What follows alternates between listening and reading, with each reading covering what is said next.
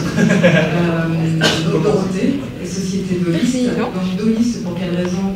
Il y a deux raisons à ça. Tout Doliste pour pouvoir créer une liste, et vous saurez la raison pour laquelle la société s'est écrite de cette manière-là, en tout cas dans ce sens-là.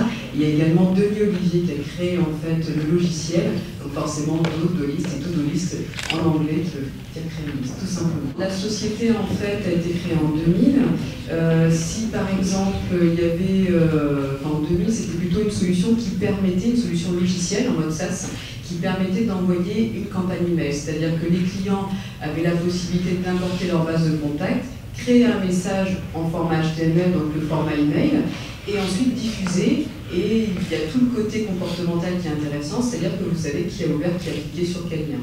Donc là, c'était effectivement la base en fait de la société, sachant qu'entre 2000 et 2005, forcément, il y a eu la découverte de la communication par email, et puisque moins cher, puisque on remonte beaucoup d'informations, puisque rapide, puisque plein de choses. Chez Dolist, il y a combien de salariés aujourd'hui? On est presque 50. Vous savez combien, si vous avez regardé avant de venir ou pas du tout? Non, j'ai compté tout à l'heure. Ouais, alors, on est une quinzaine de femmes. Et c'est plutôt sur quel poste? C'est très varié, il y a des gens... C'est extrêmement varié. En fait, ce qui est intéressant chez Dolist, alors là, ça peut peut-être répondre à tous les étudiants en fait, présents, c'est-à-dire qu'il y a à la fois du commercial, de la com, du service client. À l'intérieur, il y a des chefs de projet emailing qui créent, en fait, qui intègrent des messages en format HTML. Il y a également des consultants, des conseillers en email marketing avec qui je travaille.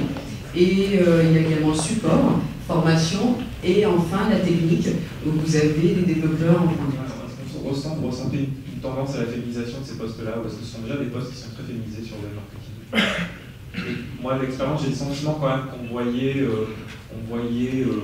plus de femmes déjà. Enfin, il y avait, un pourcentage de femmes plus élevé que dans d'autres métiers qui pourraient être tout aussi féminisés que d'autres dans le métier du web, et que le web marketing, les aspects du web marketing, on a déjà quand même une féminisation qui est peut-être plus accrue que dans d'autres secteurs. Peut-être. Moi, en l'occurrence, je ne fais pas attention. Donc, forcément, ça va être vite réglé. On a des hommes et des femmes. Enfin, là, par exemple, il y a Pierre Fabre qui est actuellement à la société en train d'être formé à la plateforme. Il y a un homme et une femme. Donc là, on est à 50-50.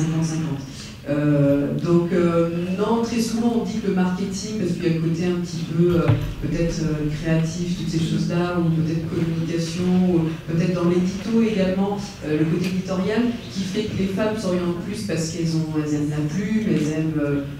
non, franchement, je saurais dire.